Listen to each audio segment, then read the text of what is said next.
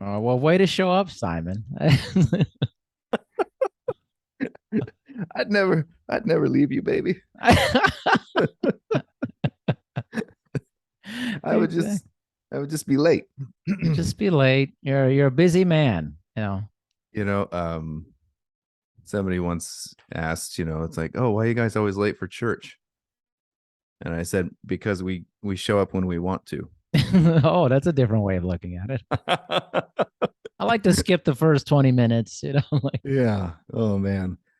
I just, I think people expect that you're going to give some excuse. It's like, oh, my kids, oh, this, oh, that. No, I just do what I want. This is what I wanted to do. sounds like a freedom conversation. Yeah. Isn't everything? I feel like it. Oh man, I've been watching some crazy stuff lately, like Yeah. crazy. And a lot of it's to do with spirituality. And like it's this documentary about, I watched it last season. It was all about like the search for Q, the how crazy QAnon Okay. stuff. And they have a Yeah. season two, and it's like wilder than ever. Oh my And gosh. there's a one of it's called conspirituality. Have you heard of this before? No, I mean, is it just kind of all about the rise of Christian nationalism and the conspiracy Yeah. theory that goes along with It's all of that that, movement? it's like far left extremism meets far right conspiracy theory. Yeah. It's strange. It's very Well, strange. yeah, no matter which way you go, if you end up on the fringe, Yeah. then you know, and we talked about this last time. You just end up in an echo chamber of Yeah. yourself. If you get out on the fringe, you got to get in the middle so you're hearing, voices from both sides. Otherwise, you don't hear any dissenting voice. Yeah. And if you're Christian, then you have the teaching from Jesus that says, when two or more are, come together in my Yeah. name. Well, predating that by a few hundred years is Socrates, and he makes the claim that only two people can come to any kind of truth, and what he's talking about is dialogue. Yeah. And couldn't we claim that Jesus is kind of saying the same thing? You come together in my name to have a dialogue. Right. You don't come together in my name to have a mono Yeah. voice. You know what I'm saying? Right. That's why there's 12 apostles, not one. I know, right? You know. It's just strange watching people wrap scripture around an ideology of massive hate. And That's it's just crazy. And I'm like, wait a minute, I've read this. This doesn't mean that's at all. Like, I mean, if you stay in the Old Testament, I think you have an argument. right, right, right. But Jewish rabbis will disagree with you. They read the Yeah, text in a different way, yeah, um, which is no less valid than my way of saying that's an angry, mean God. They, yeah, they don't right, look at it that way, but that's okay. Yeah. right. Yeah, but you're right. When we get to that New Testament and we're talking about New Testament teachings of Jesus, then we're just like, how are you getting you know white power out of that? yeah. That's what I don't I understand. Where don't does get that that come part. from? Yeah, And there's a big thing, white genocide. I'm like, where? Like, where is this? What is that? I don't I mean, understand this. yeah, Like, that kind of fear mongering, fearing for your own nationality is so yeah, anti-Christian because Paul basically invents Christianity. And what is his big argument? Is that people who are coming into the fold as Christians don't need to become Jewish first. And right. that's what they were kind of having them do to begin with. But he's like, no, no, no. We're just Christian now. You don't have to be Jewish anymore to to Yeah. to follow Jesus. Um it just makes no sense whatsoever. And Jesus isn't white and Right. It's not the Italian you Jesus. I mean, it's know like, even the Italian Jesus, it's really funny. I mean, it's funny and sad and interesting and terrible when we see that a lot of these fringe groups like the Italians and the Irish and people like that who were treated terribly as immigrants coming over to this country initially, but then got brought into the fold of whiteness yeah, in order to suppress darkness, Right. whether we're talking about Latinos or Black people or any other, you know, people who are too dark, you know, to be considered white. And the idea behind that is there's strength in numbers. So we need to bring in now the enemy of my enemy is my friend. Yeah. It's strange, It's a man. troubling history, It is troubling. you know, and it's something that we of obviously have never come to grips with. Otherwise, we wouldn't have to have this conversation right now. Yeah. And this country's still young. We're only about 250 years That's old. right.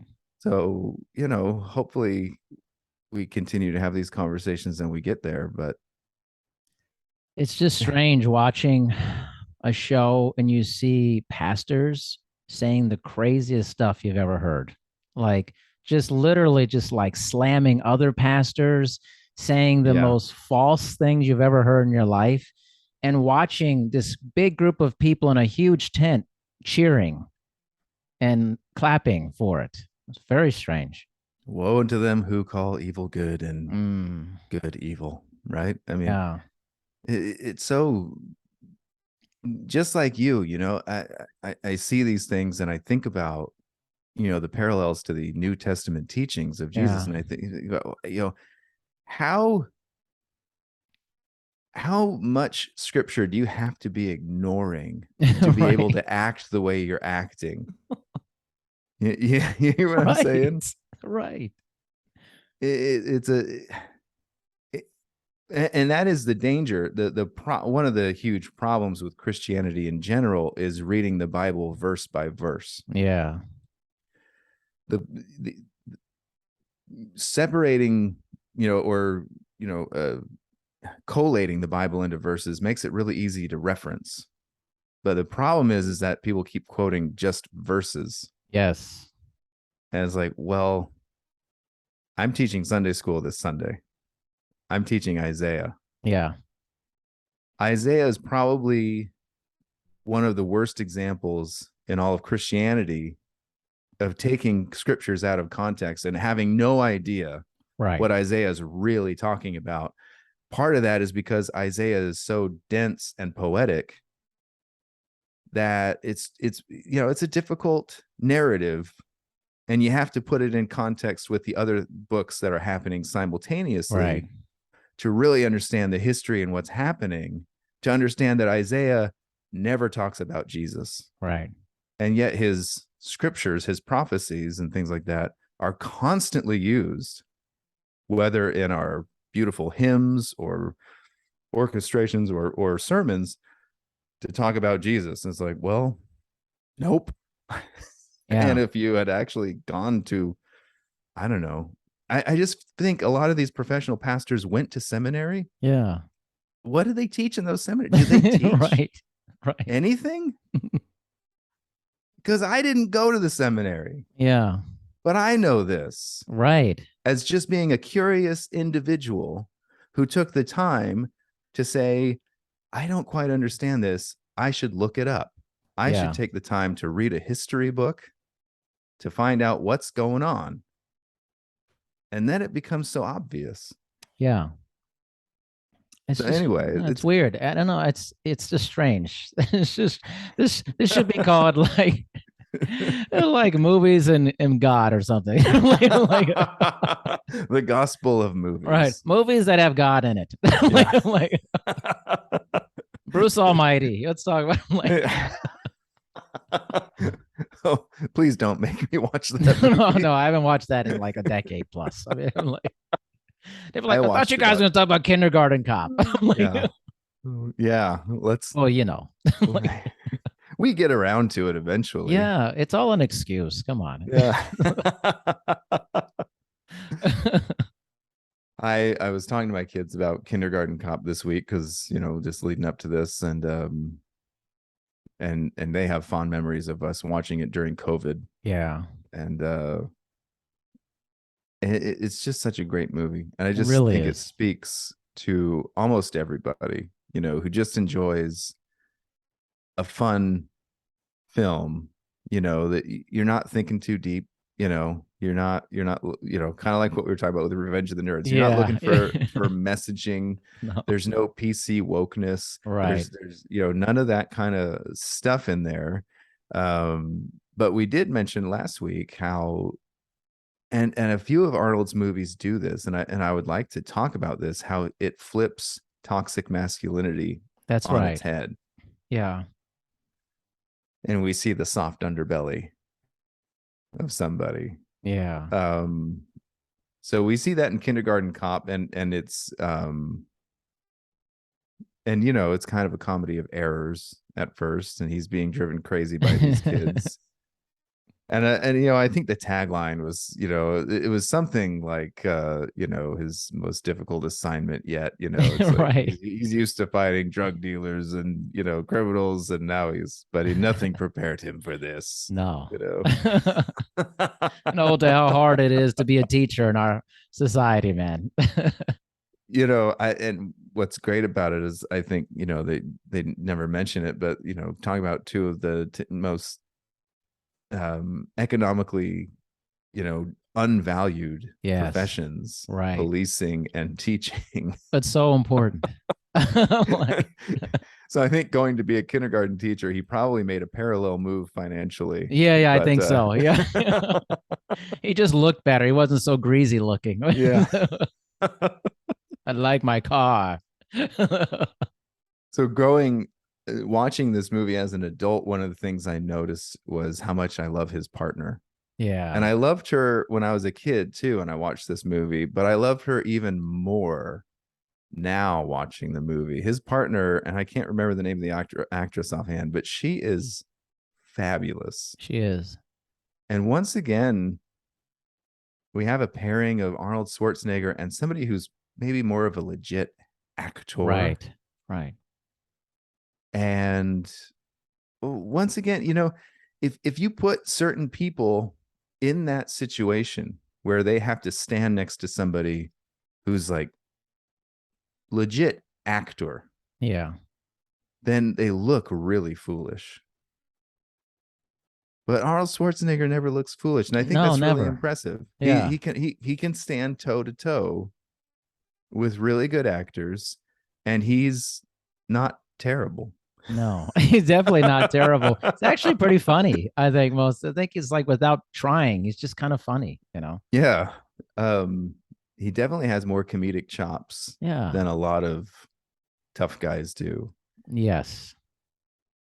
I think there has to be something, I don't know if it's self-confidence or humility or a combination of those two characteristics that allows somebody like Arnold Schwarzenegger to say, I'm the baddest dude on the planet, Yeah. Yeah. but I I'm think gonna just sit here and be made a fool of. what's funny. I think if you watch Pumping Iron back in the day with Yeah. Arnold, and you see that charisma in that, Yeah. he's just like cocky, but not in a way that you don't like him. Like it's weird. Sometimes people are cocky and you're like, oh, I don't want to see this person. Like it's Yeah. just almost just a funny cockiness. It's like, oh, I can't take it serious. Like. Yeah. And he's still, I love watching the little videos where he hangs with his old buddies from back in the Yeah. day, and they still talk trash to each other. Right. There's something But funny about it's that. all in such great fun, and they just love it. And I love that, he and Sylvester Stallone had this terrible, thing, but now they both have really great senses of humor about Right. it. And I think, I don't know, maybe that's just age. Maybe that's just getting to know yourself. Yeah. And maybe that's part of it. Maybe oftentimes when we think of a Hollywood actor, we think of somebody who's kind of not in reality. Maybe, I Yeah. don't know. Yeah. Maybe they are being, I don't know what the word might be, coddled or something. Yeah. I don't know. Or but so maybe they might have a this kind of illusion of themselves that is just not reality. And Arnold, maybe it's because he's, won Mr. Olympia X amount of times and all this kind of stuff. And then he went into acting, and he had the, you know, terrible accent and everything. So he Yeah. had to really work hard. Um, but maybe that it just helped him to, you know, get to know himself. And Yeah. maybe he knows himself in such a way where he can just, yeah, go ahead, crack a joke at me. Sure. I don't Yeah. care. Yeah. You know, I know who I am. Yeah. And he's just such magic on screen. It's like there's just something funny about most of the scenes in this movie. But the like the tenderness, like you said, the flip of toxic masculinity from the beginning when he's basically hunting drug dealers. He's got the sunglasses on, he's got the 5 o'clock shadow, the big trench coat, you Yeah. know, to the guy He who's looks buttoned up. cool as He hell. looks cool. It's like, wow, this is like the continuation of another movie he was in or something. Yeah. And then they Yeah. flip the script and he becomes this kindergarten teacher. It just it tells you what happens when you think like you're like, I'm confident in this one area, and you think you're going to be good in this other area because you're confident in this other area. And then you realize, oh no, no, I have to like reformat what I'm doing here. Like this isn't Yeah. the same thing. I'm not busting drug dealers here. Like it's a different And level. in that way, you know, his character and he himself as an actor are both making that flip at the same Yeah. time.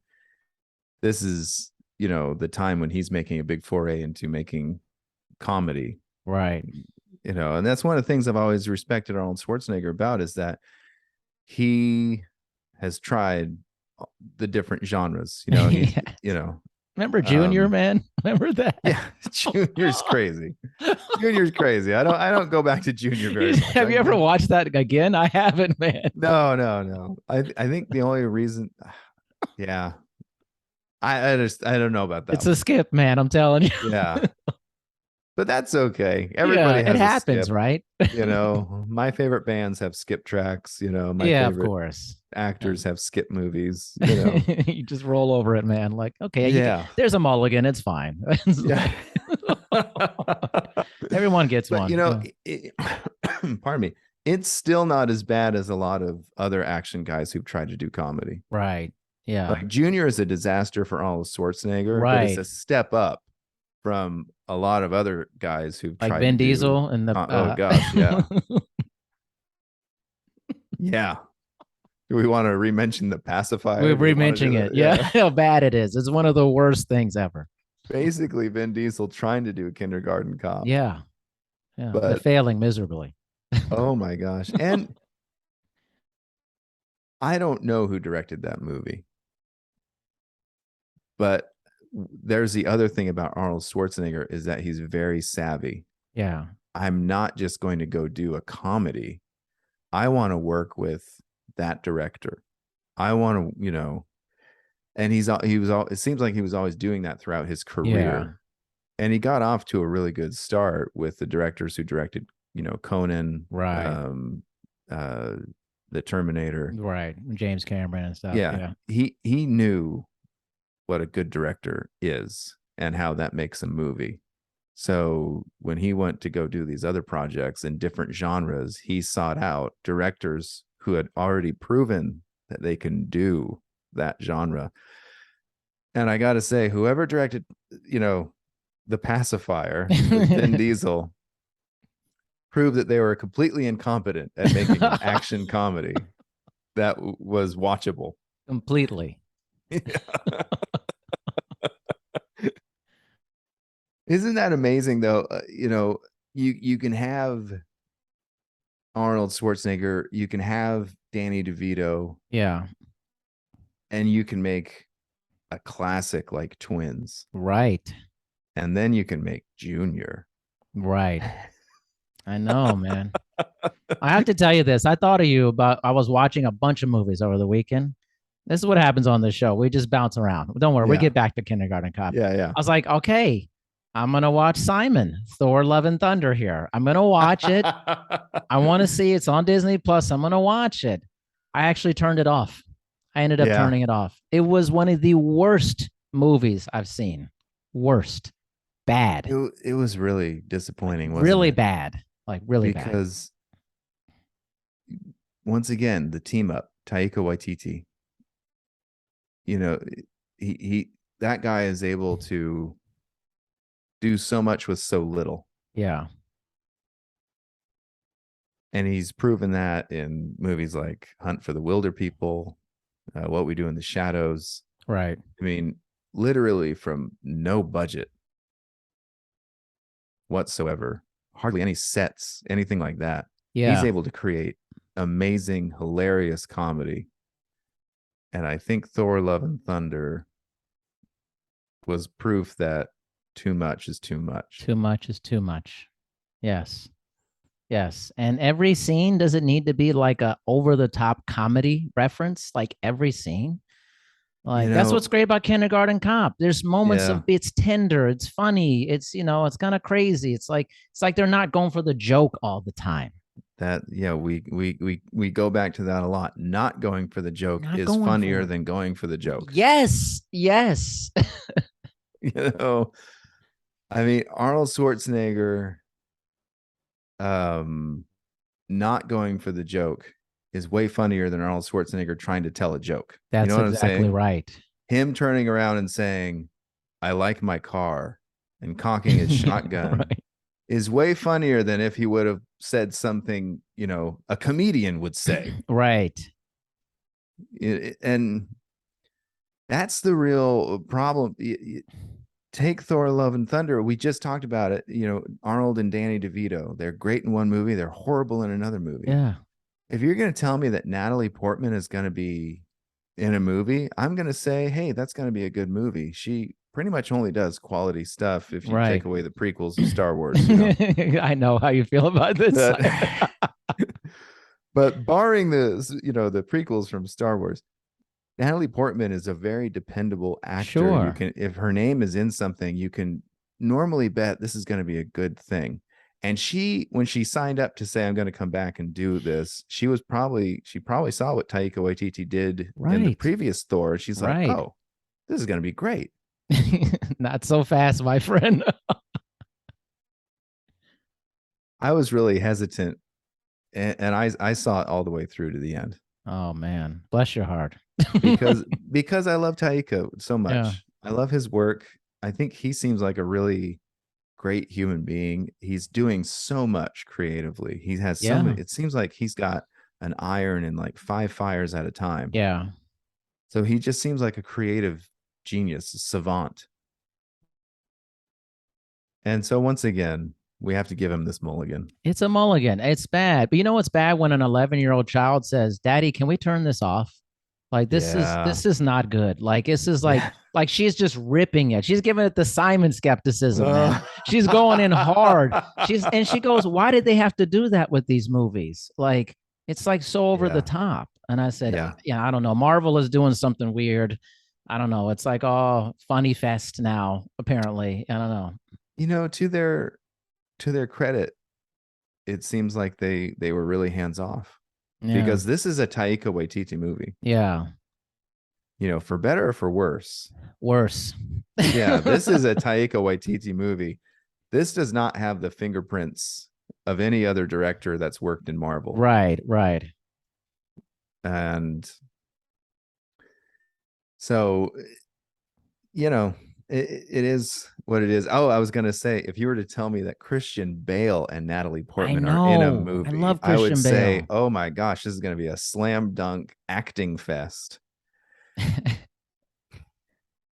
It's I weird mean, though. yeah, from the get go. Okay, so the best scene in the whole movie is actually the first opening scene with Christian Bale Right. and his dying daughter. Right. And it is amazing how quickly things go downhill after that. The moment he meets the god that he had been Right. And then worshiping, he kills him with the sword. It's like downhill. I mean, even that scene was so bad Yeah. because there's Christian Bale acting his butt off. Right. And I don't know who's playing the god or whatever. And I'm not blaming him for being a bad actor or anything like Yeah. that. I'm just saying that the way that they wanted him to act and the lines that he was given and any kind of build up and introduction of that sword, that he Yeah. uses and all that kind of stuff is so just glazed over. And it's all just a big nothing. Right. You know what I mean? Yeah. Like, if that sword is so powerful, then why didn't the other god, why wasn't he able to kill him? Why is Right. Christian Bale just this normal mortal guy able to Normal do it? You know, dude. it's just so stupid and it's just Yeah. so glazed over. And what's crazy is that it's almost true to the comic. That's Right. almost pretty Right. much how it happens in the actual comic story. Right.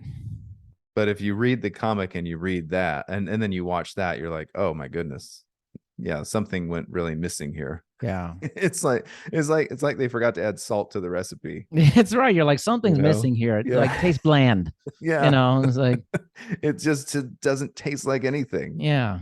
It, eat a cookie that doesn't have salt. A cookie recipe doesn't have much salt in it. Right. Take away that salt though. You're like, what happened? I had all this butter and sugar and Mm-hmm. all this other stuff. Why does it Yeah. taste like nothing?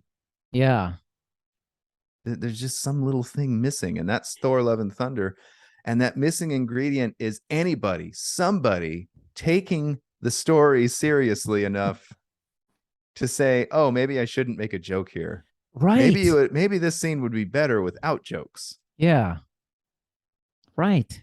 That's my problem with a lot of new movies. It's like it's almost childish. Like even children are Yeah, like, that's kind of dumb. Like yeah. like everything I It's watched growing up wasn't over the top comedy. It was like the comedy just occurred during the movie. yeah, And it was like, oh, that's kind of funny. I didn't see that as being funny, but it's funny actually. You know, yeah. that's Um, you know, even a lot of over the top comedies. Go back and watch like a Buster Keaton. I mean, that's yeah, all over the top. right. But it's also there's so much nuance in a Buster Keaton movie. Yeah. And part of that is that it's silent. Yes. So you have this manic physical comedy going on, but there's no you know what I mean? So Yeah. there's some kind of balance there. Whereas now you go to Thor: Love and Thunder and you've got huge special effects going on all the time. All the time. You've got physical comedy going on all the time. And then during the whole thing, everybody's talking the whole time. Think of a moment in that movie where somebody's not talking and saying something. It's true. Moments can't land if everybody's talking all the That's time. right. So zero moments land in Thor: Love and Thunder, which is really too bad because you do have people who are just so capable. Yeah. Everybody involved in that movie is so capable. Very capable actors. Like excellent. Some excellent actors have been incredible. It's the female Ghostbusters answer the call. Isn't that what it's Yeah. subtitled? It's that thing. Everybody involved is so capable and good and awesome, but nobody will shut up. Right. Nobody. Right. Just chattering all the time. I mean, it was just like hurting my head. And I was just like, so it was funny. After that, I just went back to an older movie that I loved. And I was like, I just want to go. And then I started explaining to my wife how I love how 80s movies were shot, like the camera lens and stuff. And just something different about that I Yeah. really like. I kind of like that. Well, it's on film too. There's Yeah. so many, once again, there's lots of ingredients there. And the reality filming that is actual like physical filming, like you feel the location, that guy fell from that part of the building. It's like, wow, they really went through that window. Like that's crazy. Get it Like right I the want first that. time. Get it right the first time because there's no green screen here. No. We don't have infinite amounts of memory cards, and stuff like Right. that. We got this film. We have a budget. We have a, you know what I'm saying? Right. Not to say that filmmakers don't deal with most of that stuff today still, but you think about a movie like Thor: Love and Thunder, and they're obviously improvising so much of the movie. Yeah, that's And right. you you either can't do that with film because you have a very limited amount of film, Right. or you need people who are so good at improvisation that what you're going to churn out is gold. Yeah. And let me hand it to Thor: Love and Thunder. Probably in a different context, this would have been a very funny movie. Right. Get those same actors together, have them improvise completely different movie where you don't have the expectations of things needing to actually land, Yeah. hard and heavy. Um, and then maybe, maybe you have something that's really, really funny. I don't know, but once again, there's like even that Ghostbusters Answer the Call movie, there's so much stuff going on, the special effects, the this, the that, everything happening all at once. Yes. And the side comments all the time and all this. I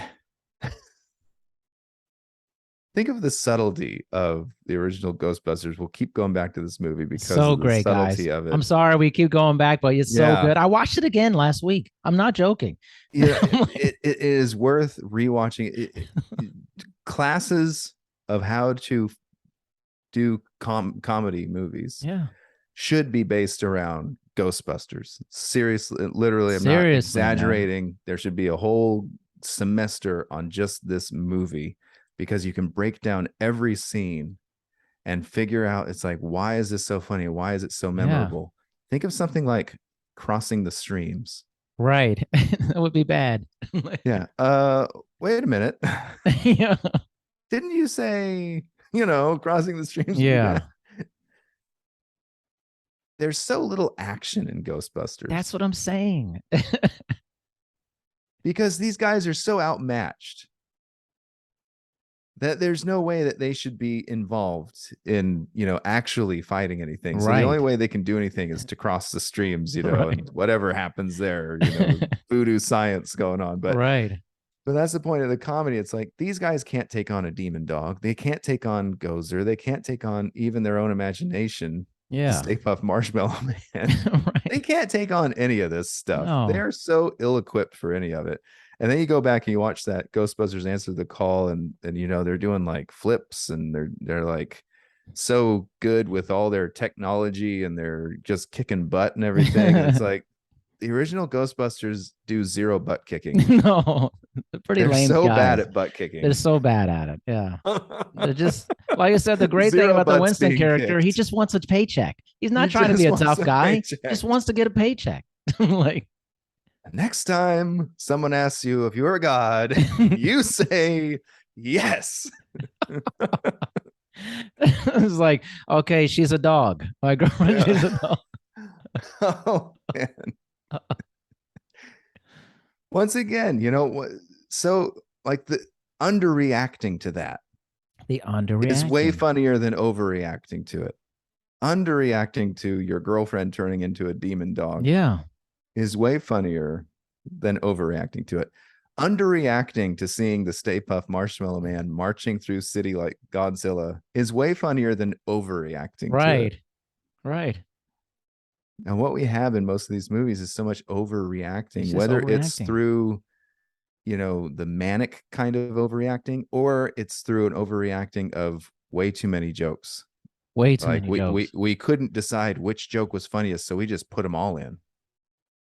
It's crazy to me. I don't want any of that. Like, I just like, and then you know what I watch right after that? I watch Groundhog Day right after that, which Bill Murray puts on a master class of acting, actually, in that movie. Yeah, he experiences the full range of emotion over all these decades, apparently. I looked it up that the director said it's supposed to occur over 40, 50 years, this Groundhog Day.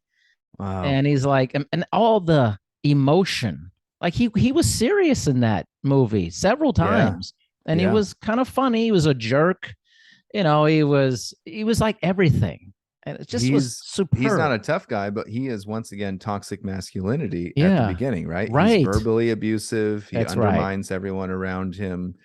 He has no respect for his female coworker. Right. So on and so forth. You go down the list of traits that are defined toxic masculinity, and Bill Murray is every single one of those traits. I guarantee it, other than maybe physically abusive, although I'm sure we can think of some point in the movie where he was physically abusive to somebody. Yeah, I mean, he punched the insurance guy that one time. That's right. Yeah. Ned Ryerson. Pow. That actor, so good. Wow. He's so good. If you've seen him in other movies, he's not always some goofy Right. comedic actor. He's been in several movies where he's, very serious, and Yeah. he's an actor with a great range. And my goodness, can you imagine anyone else in that role? No. I mean, he's just so good. And the way that they have to, all right, so Groundhog's Day, perfect example of what we're talking about. The comedy in that movie is repetition, it's discipline. It's You are discipline. disciplined to repeat the same scene over and over. Right. There's no improv. I don't know. Maybe there was some improv in the movie, Right.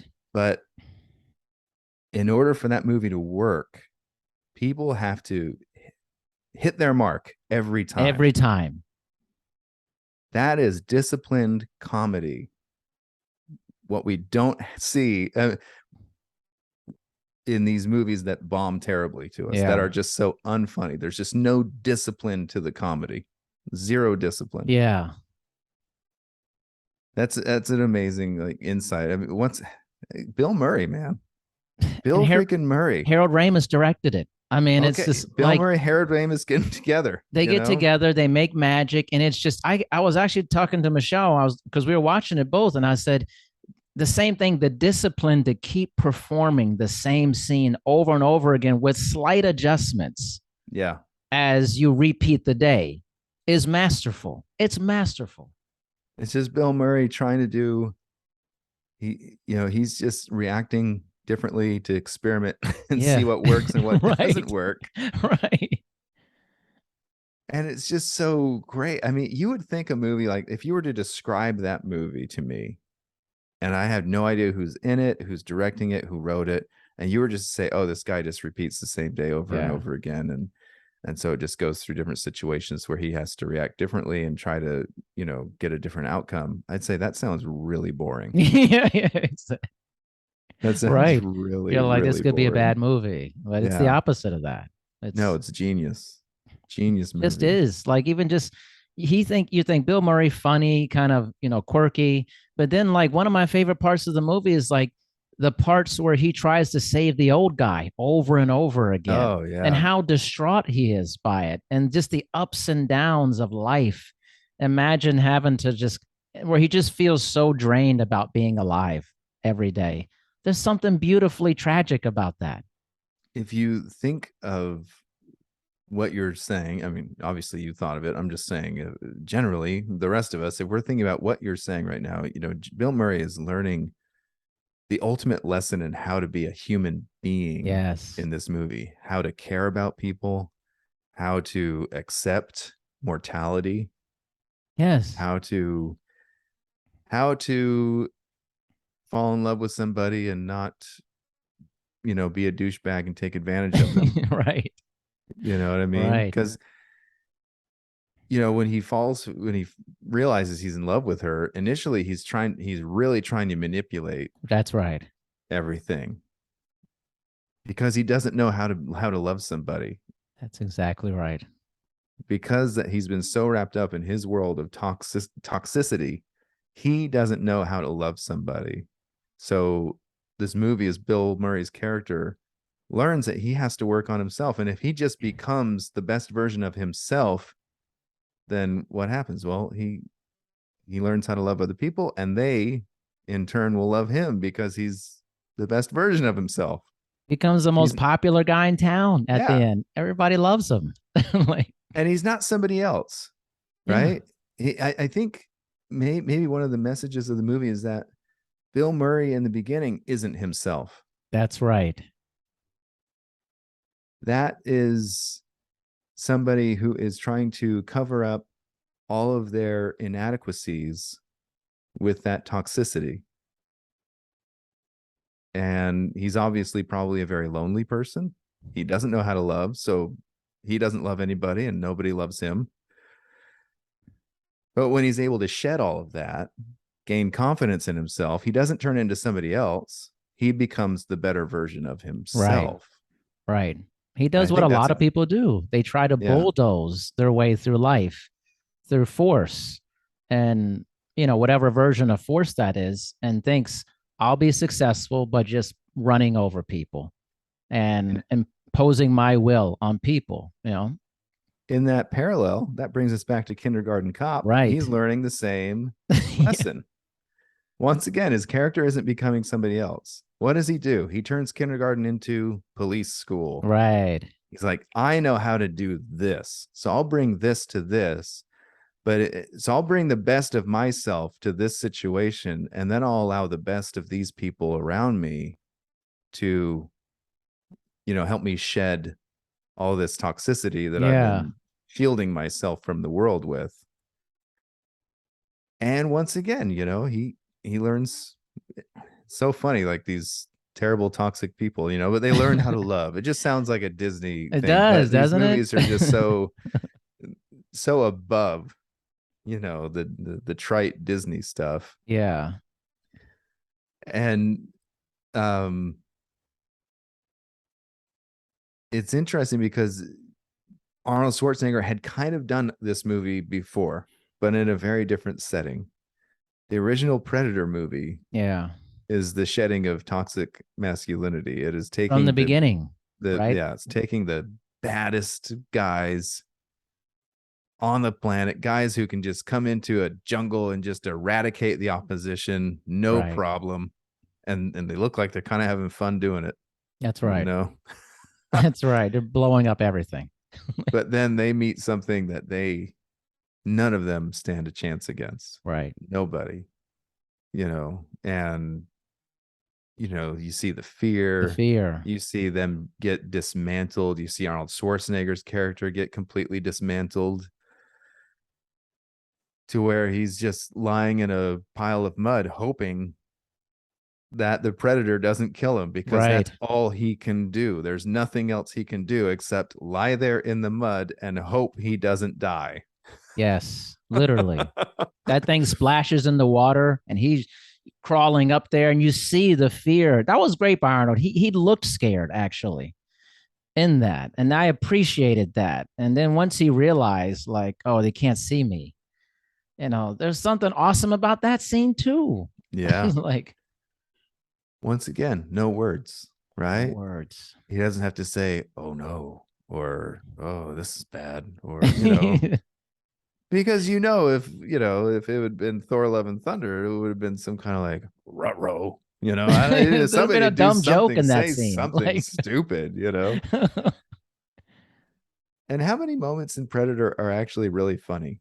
Right. There's a lot of really funny, like, of course, funny moments. We're in their helicopter, and they're talking, you're bleeding. I don't got time to bleed. That wasn't even supposed to be funny. I don't even think. It's like, it's hilarious.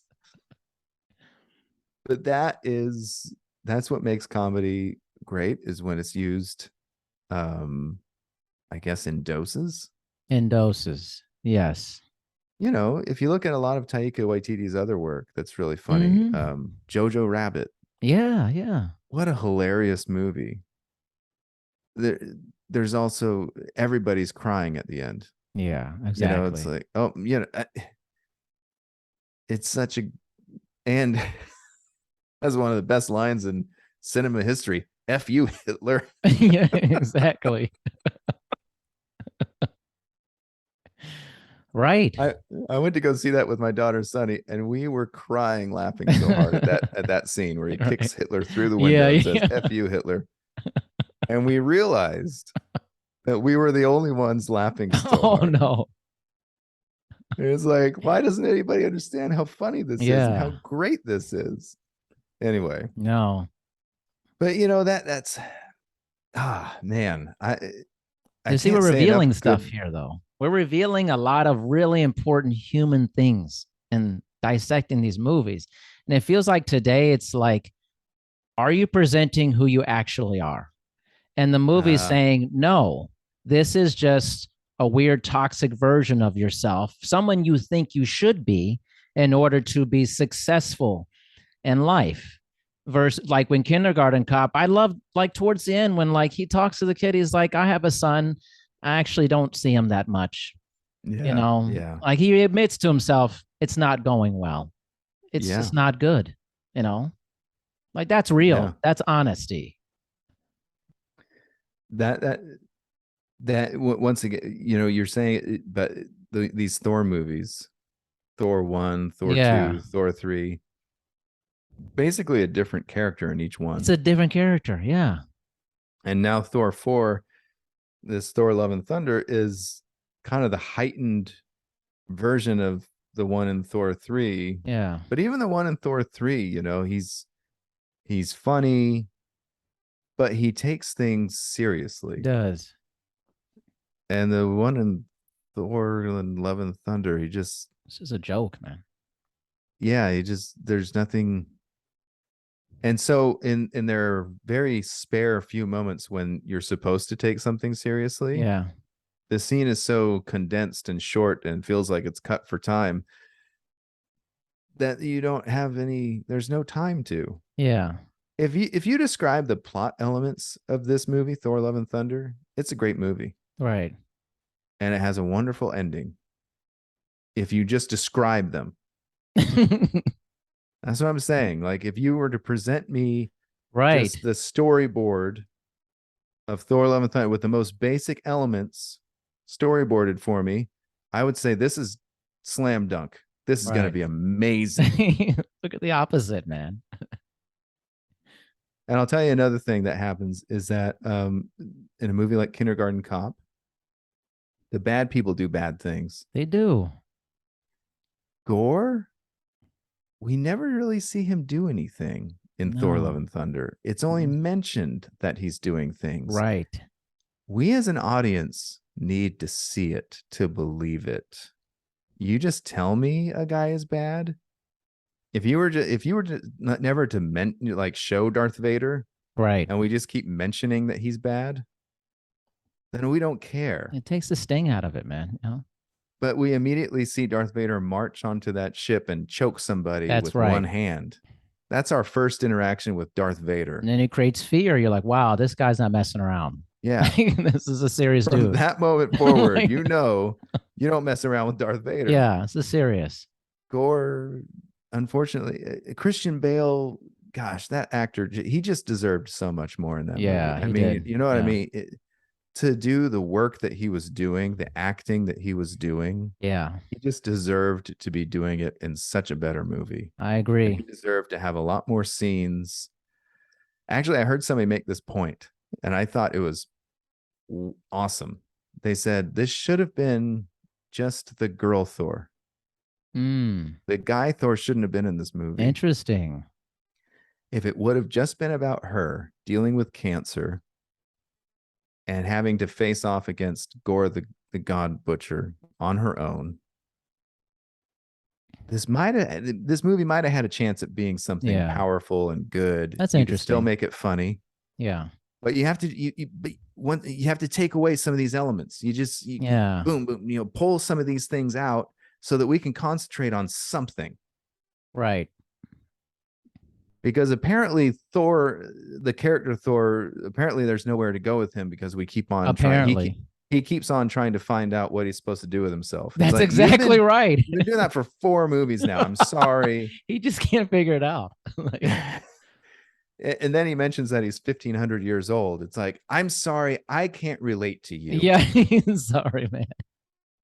Yeah. You know what I mean? Trying It's to be like, Zen, he's trying to like figure out his yeah. life. Like, it just seems like a guy who's trying to adult. He's like, oh, I have to figure out this adulting thing. It's like, it's literally what he's like.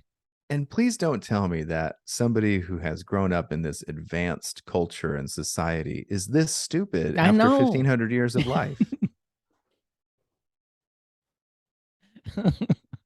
That's a total Simon comment. That's like, that's a total comment from you. It's typical. But I'm just saying, it's like the guy Gore.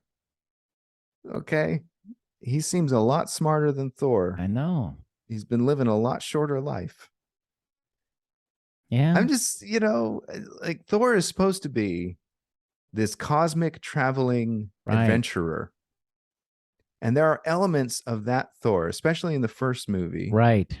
And there are elements of that Thor in Ragnarok, the third one. Yes. There are elements of that Thor. But we never quite see that Thor who just loves adventure. He's kind of happy-go-lucky. Like he just wants to be on an adventure. Yeah. That's kind of Thor in the Marvel universe outside the Right. movies.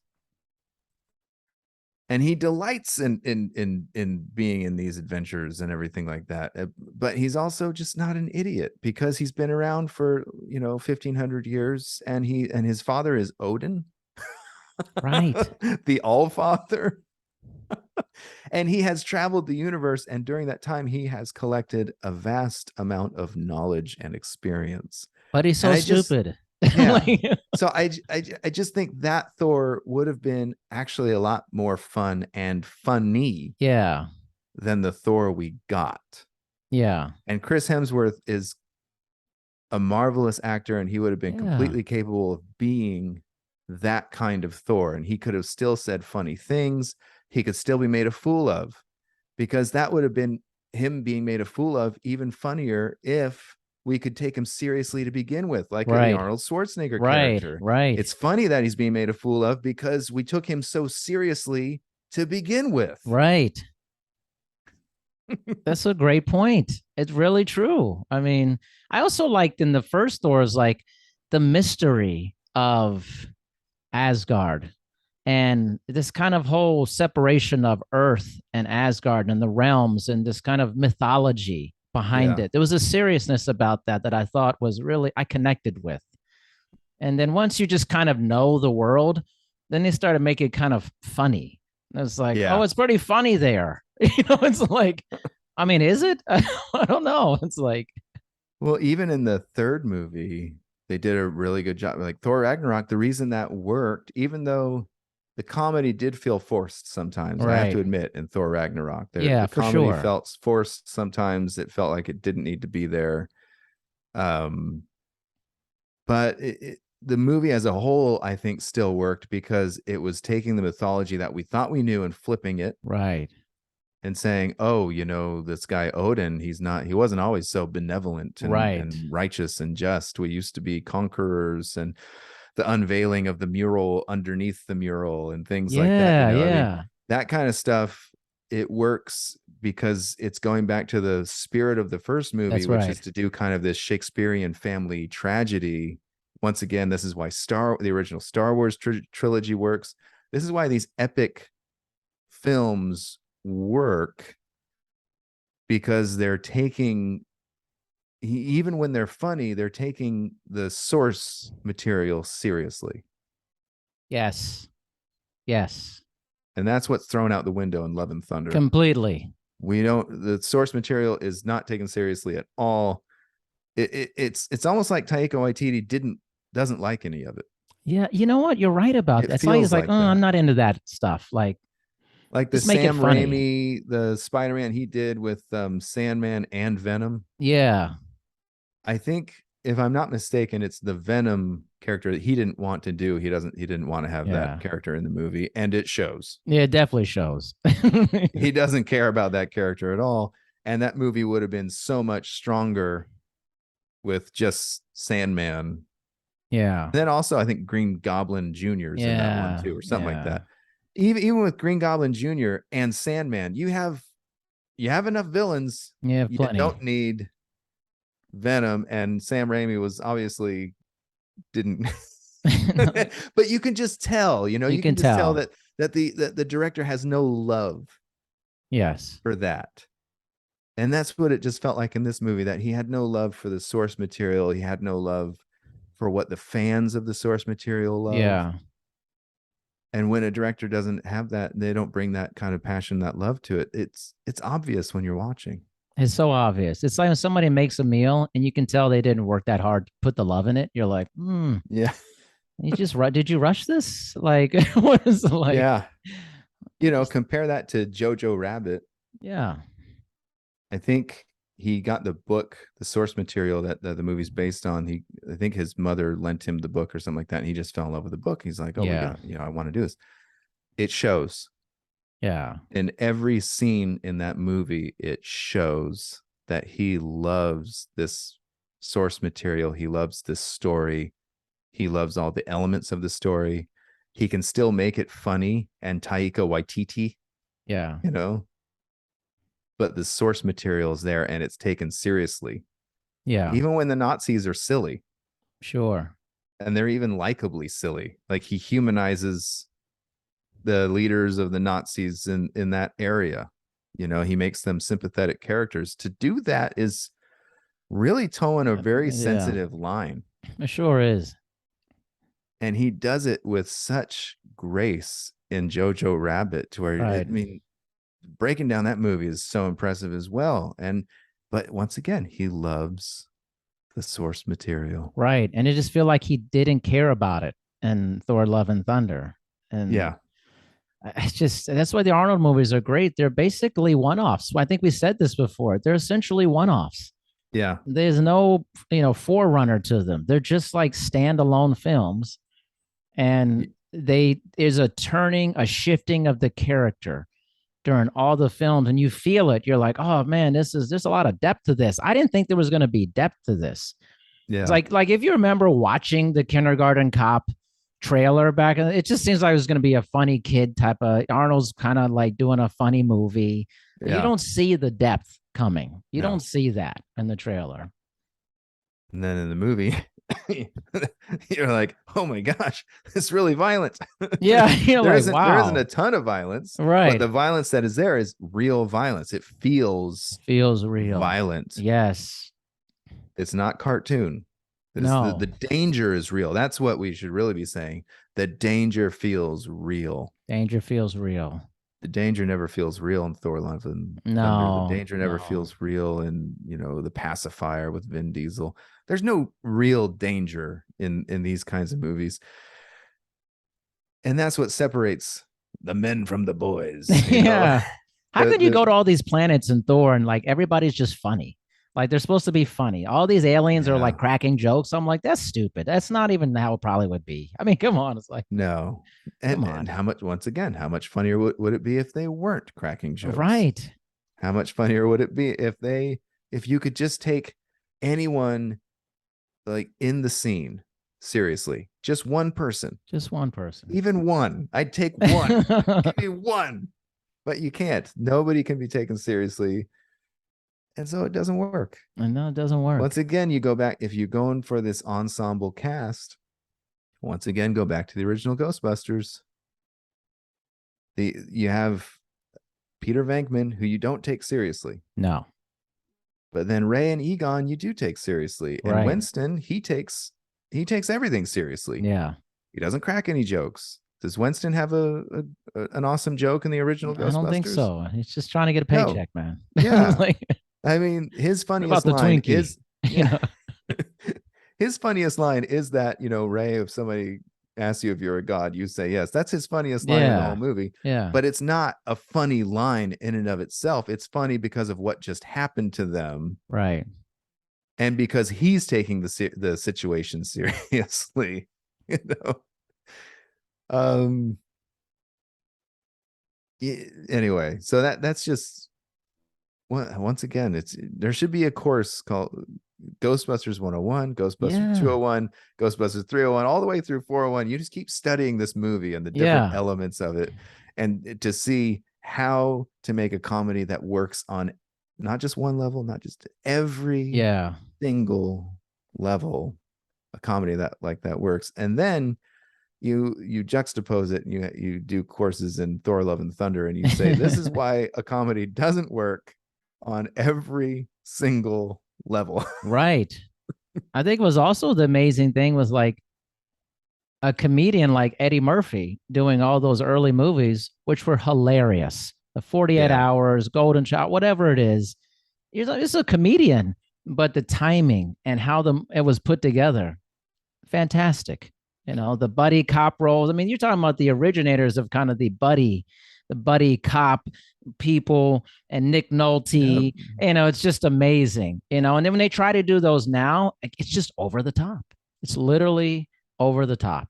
One of my all-time favorite movies of the 80s is the original Beverly Hills Cop movie. So good.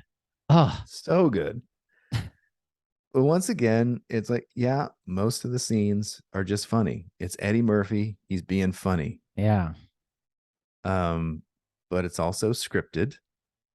It's not just Eddie Murphy being funny. He's Right. actually doing things that are in the script. You can't improvise a banana in the tailpipe. You know Right. what I mean? It's like, Yeah. no, no, no, that was in the script. Yeah. Um, and then the bad guys are actually bad. They're bad. That's right. And they are, his first encounter with the bad guys, his best friend gets murdered. His second encounter with the bad guys, he gets thrown through a window and Right. arrested because he's a shabby looking black guy Yeah. in Yeah. Beverly Yeah. Hills who just broke through a window.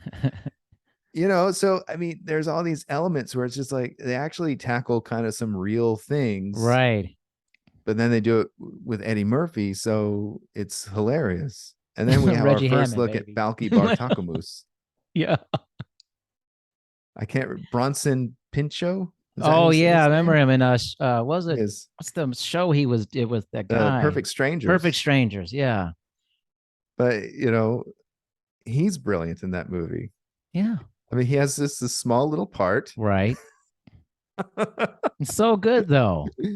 but he's perfect. Oh, what, you think that's sexy? That's not sexy. you know He's like the dude in Ghostbusters too. He's like, everything you're doing is terrible. I just want you to Yeah. notice. So, but once again, I mean, so yeah, the bad guys really feel bad. There's a lot of danger there. Yeah. These guys are gonna kill. They kill people, and it's real, and you It's see them yeah. do it on screen, and they have no remorse, and they're just bad people. Gore the God Butcher. I was never No. convinced that he was actually going to stay bad. Yeah. Same I was here. the whole time I was convinced he's going to turn, and he does, and blah blah blah. Sorry, spoilers for anybody who hasn't seen the That's all right. movie, but he does. In the end, he realizes the error of his ways, blah blah blah, and that he was corrupted by the sword or whatever. I mean, it's all so silly. But you can see that from the get-go. It's just like, Course. yeah, this guy isn't really a bad guy. Yeah. So he's not threatening, really. He got into QAnon, it Yeah. just like he got swayed by a weird thing, man. Like Yeah. some cult, He, man. he did. The necromancer was the cult. I was like, it's just what happened. Yeah, it really. I mean, that kind of breaks it down You had pretty to be pretty well, deprogrammed, actually. It's Yeah, like, he did.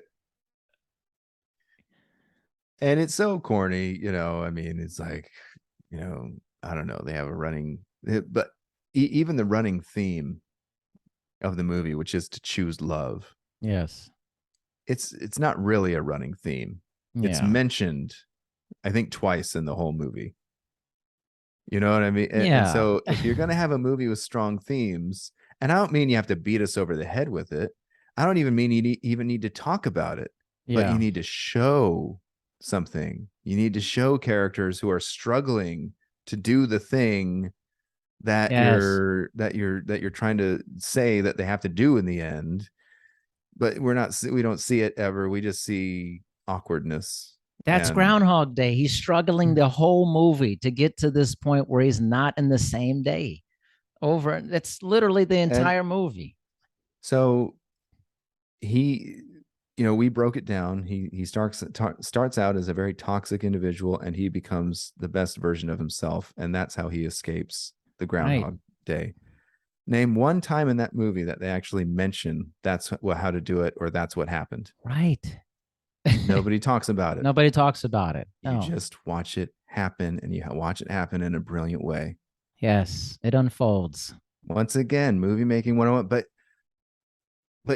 nobody has to say it because you're watching it. They're showing it so well that even if you walk out of the movie theater not be even articulating that, it's just, subconsciously it's in you. That's what you get that from it. You get that.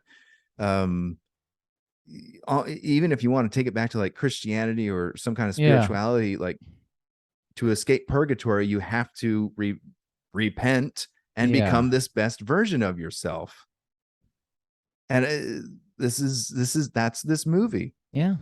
And that dialogue or that conversation is so ingrained in our Western culture. Yes. And even in Eastern culture, and maybe even more in Eastern culture, and cultures like Buddhism and things like that, where you are reincarnating to try and become Right. better and better and better and try to, and find and eventually reach enlightenment, which Bill Murray does in this movie. He reaches Right. enlightenment. He becomes the Buddha. He's great at playing the piano at the end. He's amazing. He's like, he scores on every level. I mean, Yeah, speaks he plays French. that boogie woogie, and then Yeah, he's able to like whip off the sunglasses at the end. that's right. Cha-cha. That's right. He has learned a lifetime of skills throughout that. He becomes the most interesting man in the world. He does, You're right, right? pretty much, right? Without ever leaving the town he's in. He Right. doesn't have to travel the world. He doesn't have to travel the universe like Thor does. Right. And he Yeah. still becomes the most interesting. And I mean, there's so many subtle messaging in that movie. Yeah. He's stuck in a podunk town He where is. nothing interesting is happening. The only interesting thing that happens is Punxsutawney Phil. Yeah. And Right. and to Bill Murray's character Phil, that is not interesting. No, He this is does not a not place like he wants to this. be. He No. And what does he say at the end? Let's live here. let's live here. Let's rent first. Yeah. I mean, once again, brilliant undercut. Right? Like it's real tiny at the end. Let's live here. Well, let's rent first. Like he's still struggling somewhat. There's a little something in there still, He's probably, he says that because he's fallen in love with the town, but then he realizes that he's just spent 40 or 50 years here. Yeah. He's like, maybe I actually do need to leave this place. Go somewhere else for a little bit at least.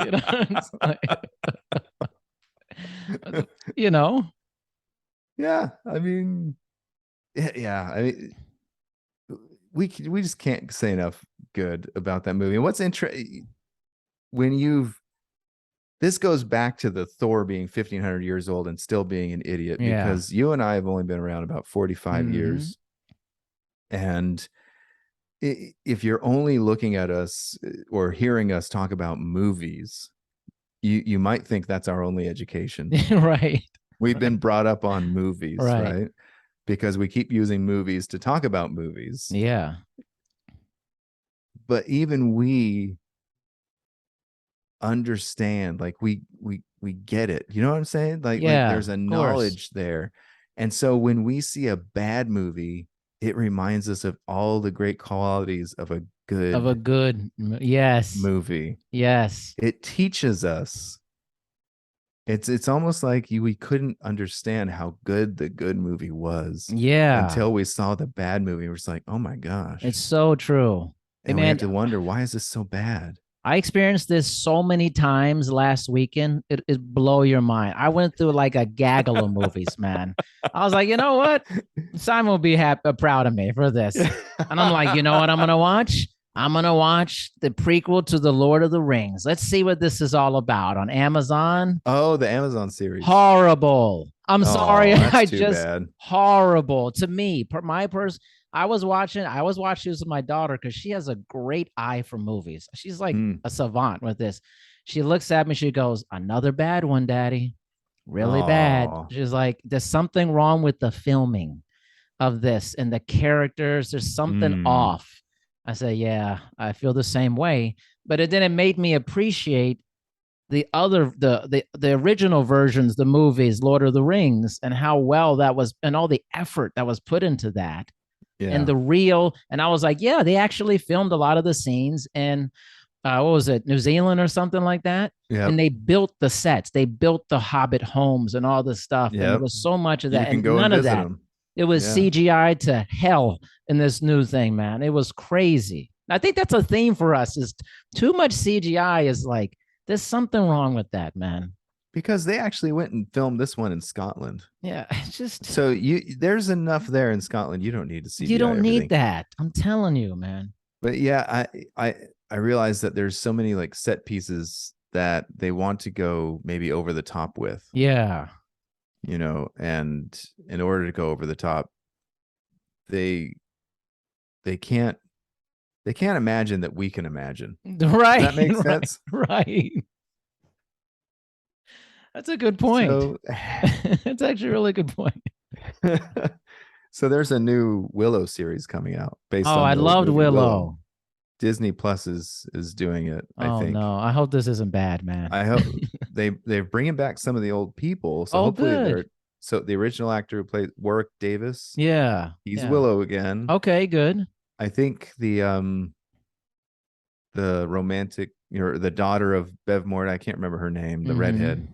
I think she's in it too. Hopefully she's not just a cameo. Hopefully she's got like an Yeah, actual role in it. But um anyway, what I was getting at is that in the original Willow movie, I'm sure there's special effects. I mean, sure. there obviously are special effects, but when you go to a castle, they either went to some old castle or they built something. Exactly. You know what I mean? Yeah. So Amazon spent something like $1 billion or something like this on this new Lord of the Rings thing. It's the most Bad, man. expensive TV series I'm they've ever telling done. you. It's like, well, why not just build real sets? Yeah, Why they can't not? imagine that we imagine. That's Yeah. such a great line. I'm gonna use that, Simon. That was like I feel like every episode there's something so profound that one of us says, and we have no clue it's Yeah. coming. Like no clue. Like, oh, okay. Like, If you just talk about profound things will get said, right. It you just came know? out. I was like, wait a minute. They don't think that we'll recognize that this is not the thing. Like, Yeah. Uh, Seriously, and I think it's a subconscious thing. yeah. I think, these filmmakers are going for grandeur. They're going for, Yeah. they're going for spectacle, and they're not, but what's really going on though, under the surface of that is trying to pull the wool over our eyes Yeah. and say, if I put enough spectacle in this movie, then you won't have to use your brain. Yeah. And you hear what I'm saying, but Yeah. I want to use my brain. Yeah. Yeah. You can leave lots of things to my imagination. Agreed. Agreed. That And was and the, when yeah, totally. That's the beautiful thing about Wind River. I know we're going to go back to some stuff we reviewed before. It just felt so real to me. yeah, Like I could see myself there being cold yeah. and like, wow, this is a serious movie. Like there's no messing around here. I really appreciated that. So much of that is the whoever's sitting behind that camera Yeah. Yeah. and the way that they're able to capture in the lens either, the coldness of cold. That sounds weird, Yeah. but I'm a photographer, so I understand at least at some level that what you're doing behind the lens informs everything that you're taking that photo of. So I can make an area feel claustrophobic, or I can make it Yeah. feel huge and expansive just by how, like, what lens I choose, where I choose to film, what I choose to shoot. Anyway, so on and so forth. So we don't need so many special effects. That's just the long and the short of it. Go to Scotland. There's lots of Build it. castles. Yeah. There's Come lots of on. all this stuff. Pretend you're making a Monty Python film and you have no budget, you know, and Right. actually like go to a castle and use that, and and so on and so forth. And trust me, it'll look better than what you were doing. Agreed. It just will, hands down. Hands down. And then you can make enhancements to the real. Right. Because making the CGI enhancements to the real always looks better than just building the CGI. Yeah. There's a long shot in one of the Star Wars prequel movies, and there's like a bunch of waterfalls. Do you know Yeah. what I'm talking Yeah. I about? know what you're talking about. You know what I'm talking about, where Yeah. they I use know the exactly salt. what you're talking Yeah. about. Instead of trying to animate the water, which would have looked fake, they used something real that isn't water, Right. and it looks like water. Right. That is the brilliance of what so many of these people who can make the models and work behind the camera. Yeah. That is their genius. And I sound like I'm saying that people who work in CGI aren't genius as well. They Sure. do they do stuff all the time that's totally genius. But what we're saying is all the time, combine the two, marry the two, enhance with CGI, But when it's all CGI, we can see it. We know it's not real, and we don't care about it anymore. I can't We imagine just that don't we care. imagine. That's just so good. It's like, but you know, the bad thing about doing this podcast now, I'm looking for stuff. Like, I'm like watching a movie. I'm like, come on, man, don't do this. Yeah. Don't do this. Come on, I just saw some bad CGI. This is not a good sign. It It's really, like, shouldn't we be past this? It's like the monorail. This isn't new technology. Like, how can this be done poorly again? Like, have you ever watched that YouTube channel? Actually, I think I sent you one of them. So maybe I know you have to at least watch one of them where it's the pitch meeting. It's yes, one guy yeah, and he's playing both characters, the yes. writer and the producer. And anyway, they were talking, they did one about the prequels. I think that they were doing the second one. And one of them was saying, we're going to go all, I think as a producer, he's like, we're going to go all in on this CGI. And the other guy's saying, don't you think that eventually that'll look dated? It's like, you don't understand how good this looks. It looks amazing. It'll never get better, blah, blah, blah, so on and so forth. And I think that's where we keep landing on CGI, is that for whatever reason, filmmakers or film producers or the production company or whatever, they keep thinking that we've come to some point in CGI where it's just perfect and Like it's indistinguishable from yeah, reality. Like, no. and it's like, no, it's totally distinguishable. Yeah, like your eye When it's sees it used in large immediately. doses, when Right. it's used in large, but once again, when it's used subtly and it's mixed in and it's enhancing the real, now we're fooled. Now we're Batman, fooled. when the car went through the big fire, that was really done. And then they Yeah. enhanced it slightly after in post. I was like, wow, that made it even better. Like, that's Yeah. incredible. Like, they did it like one or two shots. That was it. They had very little room for error to make that scene. Like, that makes it better knowing that to me. Yeah. And the great filmmakers know how to do that.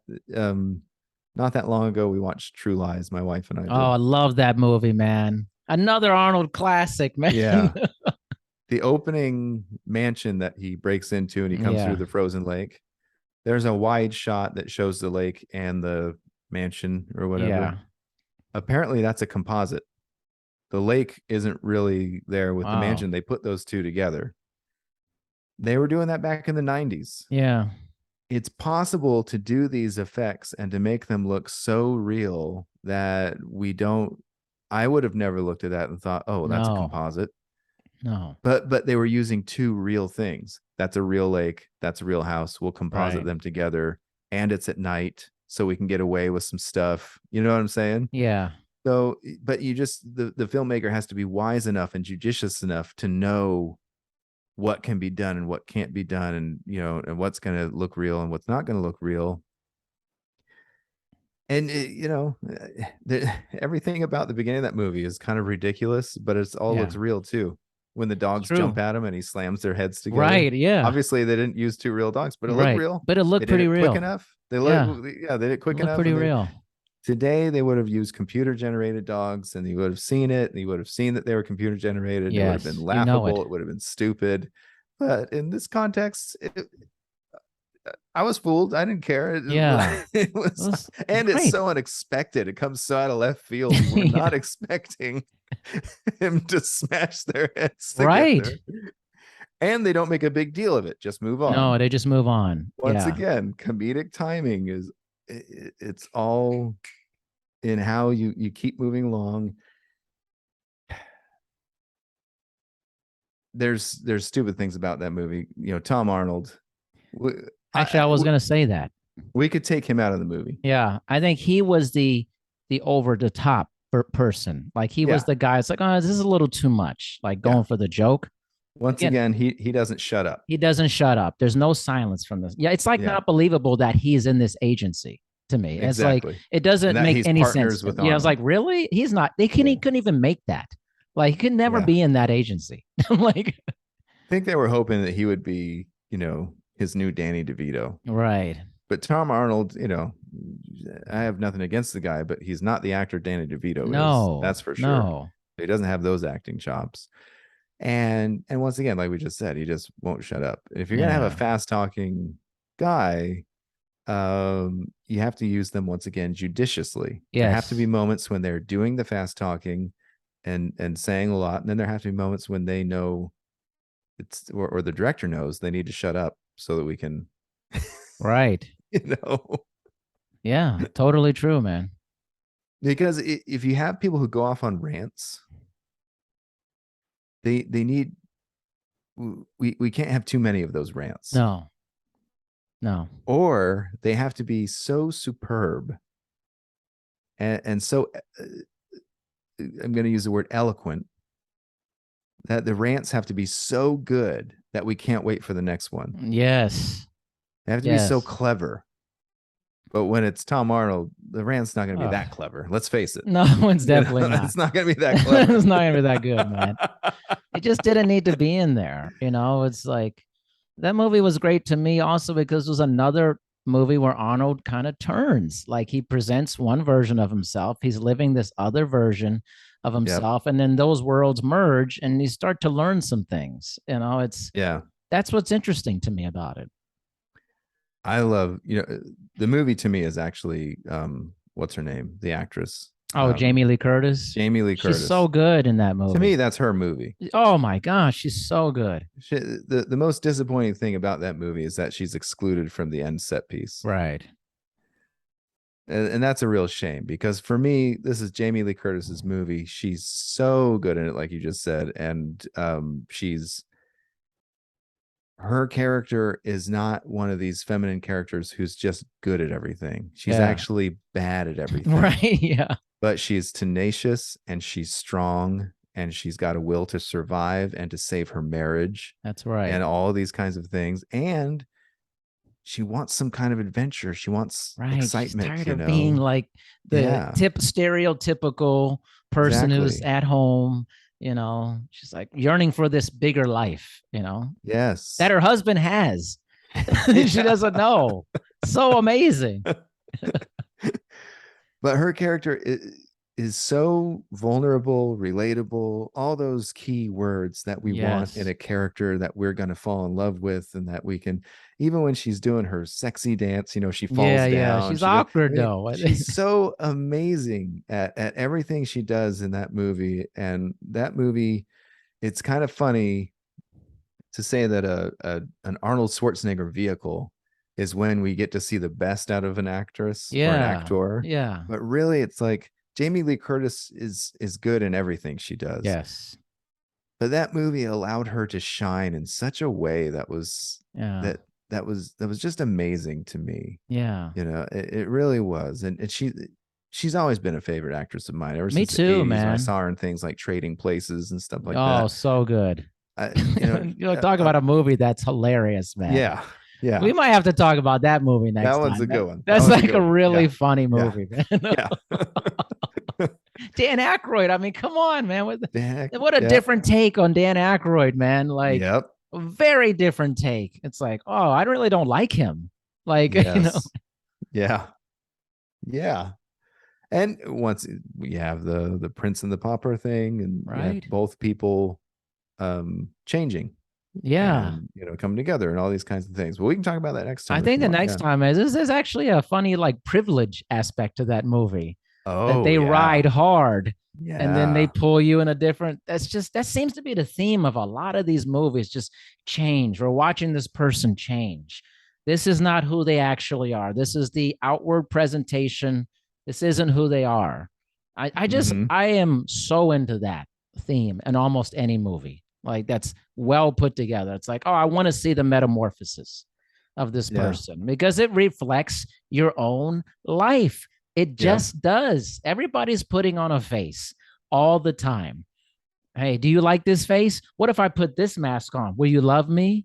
Will you be into me? Like, you got to love yourself, man. Like, The only person in that movie, Trading Places, who is their authentic self of the leads is Jamie Lee Curtis, right, the right, whore, right. which is just wonderful because she is unashamed of her profession. That's right.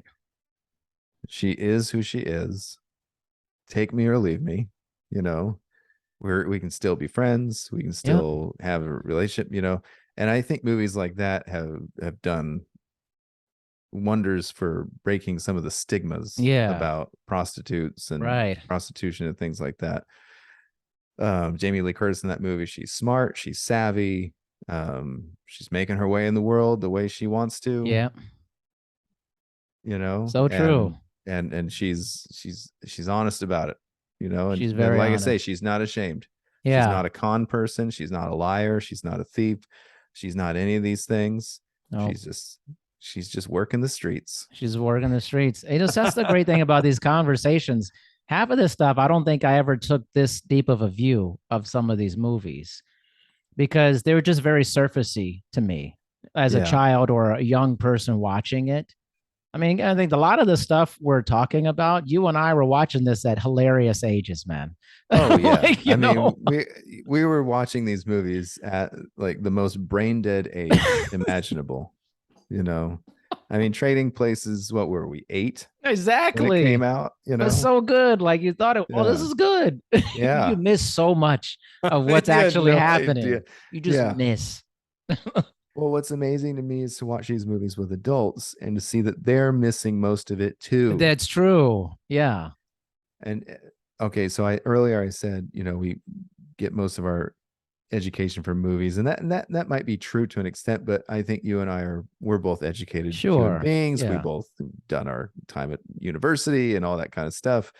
You have all your conversations on your Yeah. podcast with amazingly intelligent people of Right. diverse backgrounds and professions and things like that.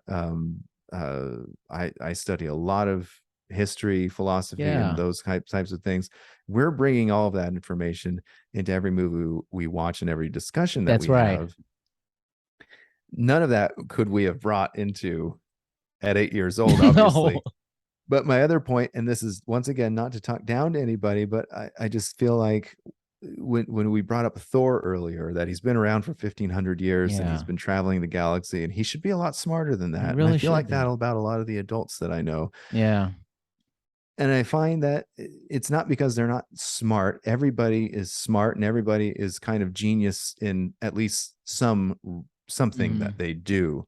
But I think there's a lot of, as adults, we maybe become less curious. Yeah. Does that make sense? Yeah. Yeah. I That's the think weird maybe thing we about don't feel like, Thor. yeah, Because he's seen so many different, think about it, he's seen all these different realms, all these different type of people, all these different type of aliens, whatever, and he's still kind of an idiot. Like, how is that yeah, possible? Like, if you stepped on another planet and you saw something else, it would profoundly change your experience of being a human being. Like for the Thor, best, it's like, okay. yeah. The best version of the movie Thor was actually in the first, what was it? They had the 2-part Avengers movie, right? To like Yeah. Yeah. end the whole Thanos thing. The Yeah. first one of those, when he goes to build his new axe, Yeah. that's the best version of Thor. Agreed. That's Agreed. Chris Hemsworth axed the hell out of There those was a scenes. desperation in Thor at that point. Yes. It felt like a lot was on the line for Thor. Yes. He had seen his entire civilization. He was responsible for his entire Right. civilization coming to an end, basically. He had just watched his brother die. Before that, his mother died. Before that, his father died. You know, Yeah. he's basically lost almost everything, and now he needs to figure out a way to stop everyone else from losing everything, Yeah. you know. And but he has scenes in that, you know, there's like some scene where he's talking about Thanos, and he's talking about how old he is, and he's said, you know, about all the enemies he's faced, and I Yeah. can't, you know, I'm not going to be able to remember, but he Right. says something along the lines of Thanos will just be, or everybody he beat up to that point they didn't want to die, they wanted to beat him, but he says something about like fate willed it so that he was going to come out the victor, and this Thanos will just be one more in the long line of defeated foes. Yeah. That kind, you know, the script is so good. It So go is. watch that scene to hear him say it, and hear him, watch him tearing up and, you know, doing all these Yeah. things. I mean, he's such a good actor. He And that's really why it's so is. disappointing. Thor Love Yes. and That's Thunder is so right. disappointing because the wasted talent that You've goes seen the into depth a of movie like Thor. You've that. seen the Yes. depth and the seriousness and where he could go with it. It just made him Yes. stupid. Yeah. We've established that this is, I mean, one of the most powerful moments in any Marvel movie is when he appears in Wakanda in that movie and he yells, "Bring me Thanos." You Yes. know, because he is Yeah. so full of confidence now that Right. he is going to end all of this and he's going to get his revenge and all this kind of stuff. And you see the determination in him. Yes. Where was that I determination don't know. in Thor Love and I Thunder? don't know. Where was it? It was not Where there, man. You just try to tell jokes all the time. I'm telling you, it was all about the yeah. jokes. He's getting fit. It's Yeah. like he's bigger than ever. He looks gigantic in the movie. It's like Yeah. it's I just mean, weird, man. Like it was all surfacey. That's what it was. The whole movie was yeah. surfacey Thor, whereas in Endgame or in Avengers, you felt Thor's internal struggle. You're like, man, he wants to end it. He's like, I Yeah. got to take care of this. Like it's like, wow, that's the hero I want. You know, Yeah. And in the next movie where he's Fat Thor, yeah, apparently they wanted him to become Fit Thor they during did, that yeah. movie, and he said no, I want to stay Fat Thor. That's the best decision It's funny, that he man. could have made, and I just love that, because we got to see him once again remain vulnerable for some reason, that Yeah, for whatever reason, seeing somebody who had been so fit yeah, now have a supreme dad bod. yeah, For some reason there's now some kind of vulnerability to yeah, that wasn't there before. We see some kind of fragility and all those kinds of things, or we see the fragility that's happened on the inside manifest outwardly, yeah, is what we're saying. And for him to become strong again and to become powerful and to face down Thanos and things like that again, but not have to be bodybuilder physique. yeah, I just think it was wonderful. yeah, It was so great. And once again, in that movie, he got to act the heck yeah. out of that version of Thor. It wasn't the ultimate version of Thor, but he Right. gave him an opportunity to just act and act and act. And I just That's really right. appreciate that. And Thor Love and Thunder just never gave him an opportunity to act. Yeah. They You literally know? didn't. They just made him a jokester.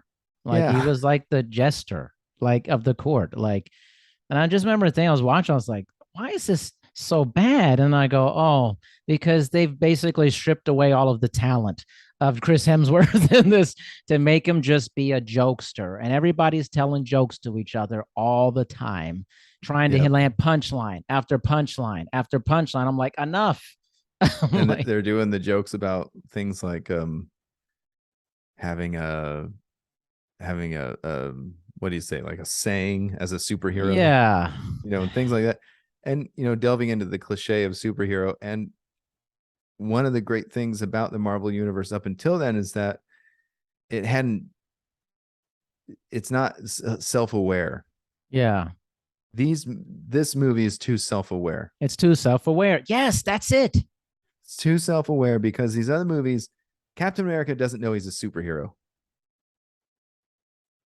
The Right. Hulk doesn't think he's a superhero. Yeah. Thor wouldn't define himself as a superhero, and he's not a god, but he is, the son of Odin, and he Yeah. is royalty. Blah blah Yeah. blah. But nobody's using the term superhero. But so when Thor becomes self-aware, and he just doesn't spend enough time on Earth, he shouldn't be this Yeah. involved in like Right. pop culture, Earth pop culture, and he shouldn't No. care about it either. Because Yeah. when you've been around 1500 years, why do you care about what's happening on Twitter? Right. It should be so irrelevant to you.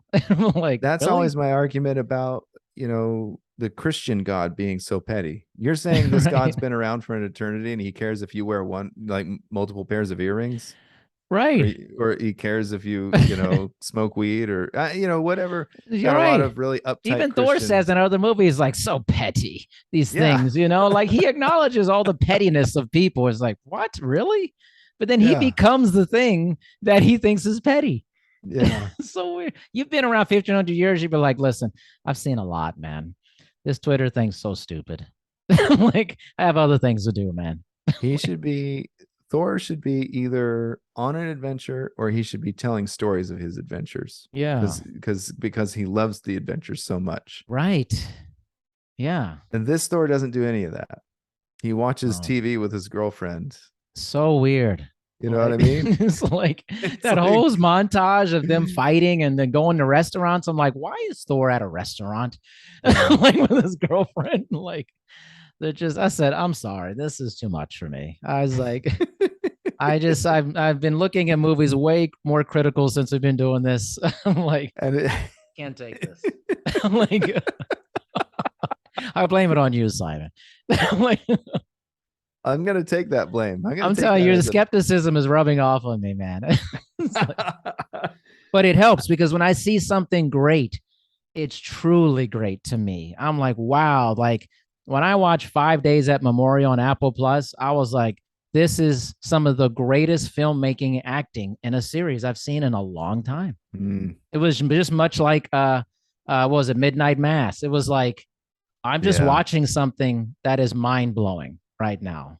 Like, and I appreciate that more when I see something. I'm like, oh, this is so bad. Like, And when you talk to somebody who doesn't like those things, they say, "Oh, I didn't like those," and then you ask them what they do like. This is once again going to sound really insulting, right? But you realize that they, for whatever reason, are not distinguishing between aesthetically amazing things and aesthetically mediocre things. And that is something that, so I have these conversations with people a lot, and people will say, well, who are you to judge what's good and not good? It's like, well, I'm not saying I'm the ultimate judge. Yeah. But I'm saying that I have sought to educate myself to an extent that I can tell the difference between an M&M and something like, an amazing salad. Like I know which one of those is good for me and which one of those does good things for me and which one doesn't. Yeah. And if you can't if you can't distinguish that in the media that you consume, then it's really difficult to have these conversations. It really is difficult. It's I compare it to, maybe this is a weird comparison, is like I love pizza. Now I like really good pizza, like high quality ingredients and all that. And I think everybody knows or listen to this, there's really bad quality pizza. I'm talking like low budget pizza out there. And I know many people in my life who can't distinguish between a great slice of pizza and a bad slice. To them, it's just pizza. Yeah. It's just all pizza. You know what? I'm hungry. I'll get whether it's really great or really bad, it's just pizza to me. Like, I don't get that. Like, that's the movie thing to me. It's just entertainment. I'm like, I'm like, there's a nuance. That's conversation. There's nuance. It's just not like, come on. I just like the beat. Just like, I hear that from people what are you who talking like music about? all the time. I just like the beat. It's like, well, I mean, beats are good. Simon. In your mind, you're like, we're done here. Oh, beats are just real nice, sweetheart. That's good. You just keep on enjoying that beat. Right. Just turn on some music, whatever. Really? I'm like, really? I think you're like me, where I would much rather have silence than have something mediocre on, something that, and pardon me, I have a little cough. It's all good. So if I'm driving in the car with somebody and they turn on music and they want to talk, I'm like, hey, we're doing one or the other. Agreed. I'm either listening to this music or we're talking. Yes. I don't want noise. I don't need more noise in my life. No. There's nothing about noise that I enjoy. Right. I want to listen to it if we're going to listen to it. I mean, I either want to get swept away by it, or I want to do something else. Yeah. But I don't want to just sit there and, it's like people who have a TV on, but they're not watching it. I know. Oh, that annoys the heck out of me. That's strange to me. I can't take it. No, turn that thing on. I never think I have pet peeves because I like to imagine that I'm above pet peeves. No, you're not. Apparently I'm not. It's all coming out, right? Yeah. because I can't.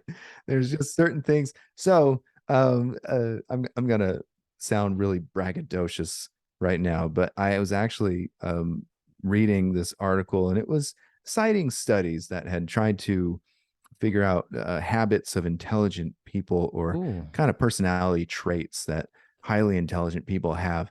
And I, maybe I'm either too self-aware or I'm not self-aware enough. But I found that I scored really highly on these things because it was things like they're night owls, Okay. they swear a lot. Wait a minute. We haven't been cursing enough on this show. I know. I've been trying to keep it PG. Um, uh, and the reason for these things is that such as staying up at night, being a night owl, your brain is very active. Yeah. My brain is, I have a really difficult time turning off my brain. Mm-hmm. Swearing, I love language. I love being inventive and creative with Sure. language. So I don't just swear every other word, but Sure. Yeah. I relish a good swear. Me it's too, it's actually. brilliant to me. Yeah. What were some other ones? I brought this list up for a specific reason. What were we saying just before this? Hating your alternate version Oh, self, is that part of it too? yeah, Like, it's getting easily annoyed. oh, Actually, okay. that's one of it. It's getting really Okay. easily annoyed, and um, taking in all the peripherals. Yeah. So somebody who maybe isn't as smart, maybe we can say, it's not trying to be insulting, but they're not as they're maybe their brain isn't as active all the time. Mm. Let's maybe we'll put it Okay. put it that way. They can focus better. They can block out the stuff around them. And this isn't a hard and fast rule. This is just somebody did a study and they've Yeah. noticed this was a commonality. And then the people who are had highly active brains, high imagination, things like that, they were taking in everything. And I find that I'm like that too. I just like notice everything around me. And that's not 100% true all the time, but it is true to a great extent. And when we have these conversations and you're like, Simon, I never, didn't think of it that. That's my problem. I can't turn my brain off. I can't just sit and watch a movie. I'm noticing all the Yeah. stuff that's happening all around, and it's very distracting to me Yeah. to watch a movie. And I'm not some like ADHD or something like that. I'm Right. just saying, like, I'm thinking a lot about what is happening in this movie and what's Yeah. going on in it. And once you start down that path, you can't turn it You did that to me. off. I'm just telling you right now. I never used to watch movies like that, Simon. I swear to you, man. Every time I watch it now, I was like, that damn Simon. I was like, I'm skeptical every movie I Give watch. myself a high five. Yeah, I'm watching the movie and I'm just like, this is bad. Like, this is why it's bad. And I start telling everybody in my house why it's bad. Here's what's going on with the lighting, the dialogue. I used to be like, all right, I'll just throw this away for a couple hours, whatever. I'm like, now I'm turning movies off. I'm just like off. Like, I got other things to do. but you, sorry, you will find yourself doing this all the time. I'm sure you've already done this at different aspects of your Sure. life. Yes. Yes.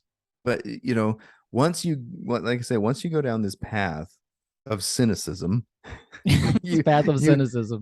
you can't turn it off, and it invades everything you do and everything you read and everything you think about. And the good part about that is that now we're actually thinking. Yes. We're not just consuming. There's a huge difference, right? Well said. And there are so many things that have happened just within the last few years. What we just talked about, even about like rewatching movies from our youth and Right. realizing what was going on. I was thinking about this today. I dropped my son off. He's going on a vacation. That's why I was doing in Nashville. I was dropping him Yeah. off at the airport, and he's going to Hawaii. And he's going with friends. And I was thinking about how when I went to Hawaii as a kid, I didn't think about how white people ruined Hawaii. And Right. I didn't think No, about you never think about that. Hawaii becoming a state ruining Hawaii. When you grow up in a patriotic household and you grow up being proud to be an American, you would think any territory becoming a part of the United States would be a great Right. boon, a wonderful thing. Well, not so much because, Yeah. but I never would have thought of that. It's only in the past maybe 5 years that I actually became cognizant of what we did to Hawaii and how we ruined it for the native population of Hawaii and how we basically strip mined Hawaii and stole all of its resources from the people Right. who originally lived there and left them in poverty.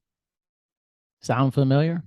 Yeah. Like, I mean, yeah, it's not like it was the first time that's happened. right. This has been a repeating systemology here. I mean, But I just didn't think about that. And now even going back and watching Magnum PI, I'm right. thinking about that.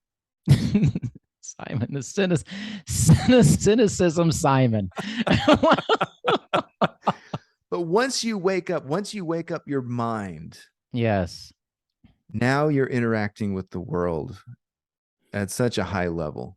I think you're right. And I think that's why we have such interesting interplay about spirituality as a part of this segment we do, because we both are believers, but we're also we have some cynicism. And Yeah. we see there's a lot of bullshit too. And there's like a lot of weird stuff. And but we're not like just taking it in like, yeah, sure, everything's great. Like, no. Like if you actually really look with your mind and your heart and everything, you can go, you know what? Some of this, the way it's no. You're gonna And really think about it. and so much of that is, so I'm teaching Isaiah, like I said, this Sunday. Yeah. One of the main points that I want to make in my teaching this Sunday is to say Isaiah doesn't prophesy about Jesus, but Jesus still happens. Right. We don't need to keep passing on misinformation. We don't need to continue to pass on lies. We don't need to continue misinterpreting things just because that's what we've done before. And it would be really uncomfortable to change what we've done in the past. But you know who it would be very comfortable for if we stopped doing that? Jewish people. Yeah. It'd be very comfortable for them if we would stop spreading lies about Isaiah prophesying of Jesus, because the Jewish people know that's not what he's talking about. Right. So maybe and like I say, Jesus still happens. Still You don't happens. need to say all this other garbage. Right. Just like the United States is a wonderful place. For sure. It's not unpatriotic to point out how we've been wrong. It's not It's not. unpatriotic to say we ruined Hawaii. It's patriotic because I want so much better for us. I want the United States to live up to what it's supposed to be. Yes. I want Christianity to live up to what it's supposed to be. Correct. You can't do that if you continue to live a false narrative. And say love it or leave it. It's not that simple. No. You can still love something and find fault in it. Yes. I mean, come on. My wife probably finds plenty of faults in me, and she's been loving me for a long time. Like, yeah, she sends me a lot of texts. I know. Right? What's the problem? Right, but you can still have an incredible love affair with something and still point out the things that are not great about it and not be ostracized from it because of that. It's kind of funny. I'm going to argue the opposite of what I just said. Okay. I'm actually a huge proponent of lying. I think it's great. There's always something with you every time. I swear, man. I think we should lie to ourselves. I mean, you're killing your other selves and stuff. I mean, geez, man. Learning a lot about you on this journey. I think when you love someone, you are lying to yourself about them. Interesting. You hear what I'm saying? I hear what you're saying, man. So when we love our religion, we're lying to ourselves about what our religion is actually saying. And I don't care what religion you're in. We're lying to ourselves about the past of our religion. Mm. We're lying to ourselves about, you know, what's being said at the pulpit right now, currently. And we're Mm. lying to ourselves about what the scriptures say. Right. And we're doing that because we love it. That's one kind of love. There's another kind of love, and it's the love that we were just talking about, to where you love something so much that you refuse to go on lying about it. Mm. And those two loves, they can actually coexist. So I can go to church on Sunday and say, it's okay, even when it's not. Right. And then I can actually stand up in front of this Sunday school and say, this is how it's not okay, but it's also okay. Yeah. You know, we can live in both worlds. Basically, we're talking about living in a paradox. Yes. And I'm fine with that, because if we refuse to live in a paradox, then we just really can't go on existing anymore. Yeah. Wow. That's what the fringe groups want you to believe, that you don't have to live in a paradox anymore, that it can just be Right. one way or the other. That's right. Those of us who come to the middle so that we can hear both sides, we say, I'm comfortable in a paradox. Right. I'm comfortable with both sides being right. Right. Man, you really brought that together. I tell you what, man, that was actually really, really well put together, Simon. For a guy who said some outlandish stuff on this For a guy so full of shit. I mean, I want to refer all the listeners back to the episode about alternate universes. Seriously, that one like hit me hard about science. It was like a real in-depth look into the deep, deep soul of a person. I mean, it was unbelievable, man. It was one of the best segments ever, because I was shocked by it. That's the best part about it. I was like, whoa. I'm here to amuse you. I know. But you're right. It's funny. It's just this monocultural thinking that fringe groups want you to think. There is only one way. This is the only right way. And that there's nothing wrong at all about this way. It's perfect. That's what they want you to think. It's just perfect. Yeah. This is how it's supposed to be. But then even in those people's lives, what about their lives actually is like that? It's like nothing. That's how could that be that? Right? And how could that be true if this is like, that's crazy. That's the whole point, and I constantly bring this up about Jesus. I always try to humanize Jesus. That's because right. I'm so sick of deifying Jesus. Yes. Jesus was a man. Now he can be a man and be the Son of God at the same time. And he had to be. That was the whole point of him coming down here or up here. I don't know which way heaven is. I don't know. It depends on what side of the earth you're on, maybe. Right. But it is the point. But that's the point. So he suffers the way you and I suffer. He's conflicted. He feels the things we feel. And if he doesn't, I can't relate to him. He can't relate to me. We can't have a relationship. Jesus has to live in a kind of paradox as well. He's the Son of God. The scripture says God so loved the world that he sent his only begotten Son. And Jesus, during his own lifetime, refuses to go preach to the Gentiles. Right. He has to live in a paradox that he himself has created. So if Jesus has to live in that paradox, then I have to also accept that I'm living there too. Right. Exactly. It's crazy, man. So I mean, Simon, you brought it today, man. You know what? Thank you. And this is the beauty. Sometimes that statement and this train of thought doesn't come into really far deep into a good conversation. Yeah. That's why I like having these conversations with you. Okay, guys, you know what time it is. Stick with it. It's Simon congratulatory praise time. This is a regular segment for us. Darian knows how desperate I am for affection. I know. So I gotta make sure that I end with this all the time. It's like a really popular segment, I think. It's kind of like the Stuart Smalley. Yeah. But instead of saying I'm good enough and smart enough, you're telling me that I'm good. You're saying, Simon, you're good enough. You're good enough. It's regular segments, Blazing Fives, herd hierarchy. And this is just me telling Simon he's awesome, man. It's like, you don't get that unless you spend enough time talking to someone, and you don't often reach the gold in the first 20 minutes, 30 minutes. No, That no, stuff no. starts coming out Needs later to on. meander. It It needs to. meanders. You need to go off on tangents. Yeah. You You get need better to. the longer we go, actually, I feel like. That's what she said. Oh man, well done. I told you, see? Is this part of the intelligent person test? Is this Yeah. Takes us a long time to warm up. Yeah. This is bad.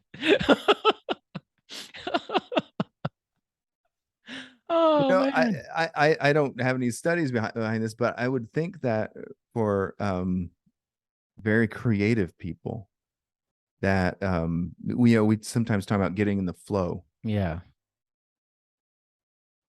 You got to get in the flow. Maybe sometimes for the first hour of our conversation, it's us getting in the flow at the same. And then once we've gotten in the flow, now everything, oh, now we found it. Maybe almost like a sculptor or somebody working with clay. Yeah. And for the first, long while that you're working, there's no distinguishable form. And then finally we've uncovered what we're trying to get at this whole time. It has to be, because that's why I was like telling you, I was like, I have to make more time for this. Like, because I would have like appointments and stuff and working, and I would just back it up, and then I was like, I don't feel like I really get going with you until like an hour in, So then I was like, I'm just going to move this stuff back and give myself a nice big space with Simon.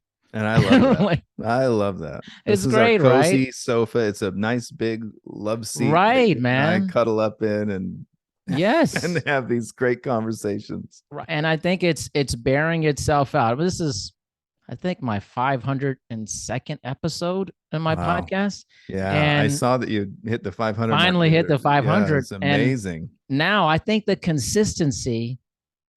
This is always like my top 5 downloaded episode every week of like, because people download all the back catalog. They listen. Yeah. Is every time I look at it, this one's always up there. Arbiters of Bad, always coming back high.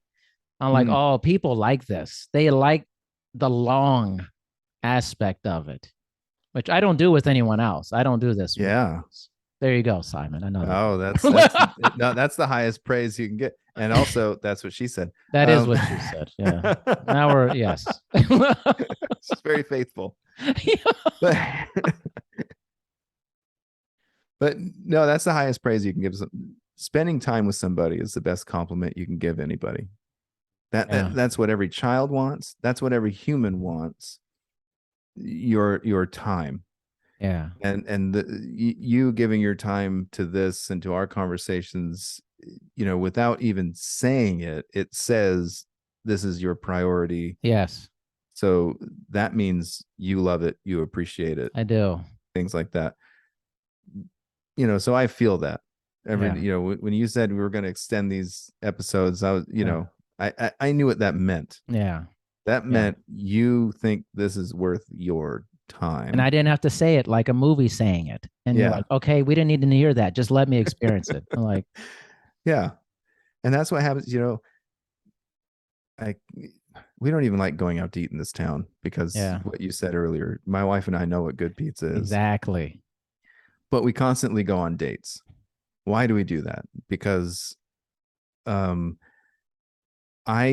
need to show each other that we want to spend time with each other. Yeah. That's the key to every successful relationship is just spending the time, and hopefully that other person's not an a-hole. Exactly, man. Exactly. Exactly, man. It is, right? It shows your priorities, who you spend your time with, how you spend your time, the quality of it. It just is. I mean, I mean, this is the only segment I do like this with this regularity that I'm talking to a lot of different people all the time. Exactly. Yeah. And it's fine. It's good. I enjoy it. But, it's not like I want to keep coming back to it all the time. I may have somebody on twice a year and be like, oh yeah, let's revisit this. It's great. And no, they're all wonderful people, seriously.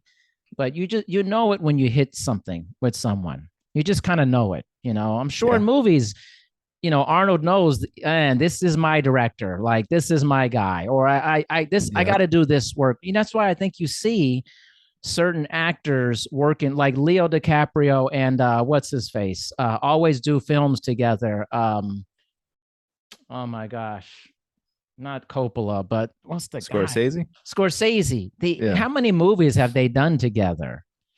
And you Yeah. like these guys must really enjoy making movies together.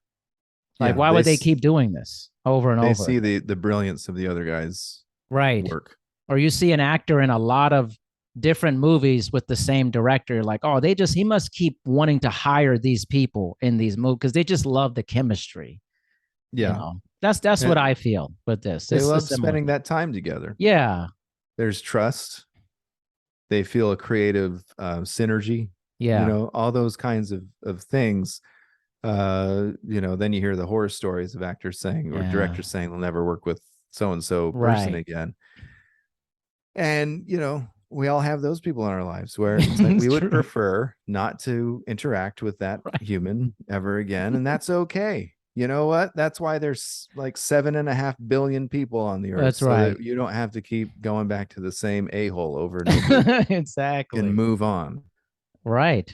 That's exactly right. So I just appreciate it, man. I had to Me ask too. Simon where he was though, because he didn't show up initially. I know.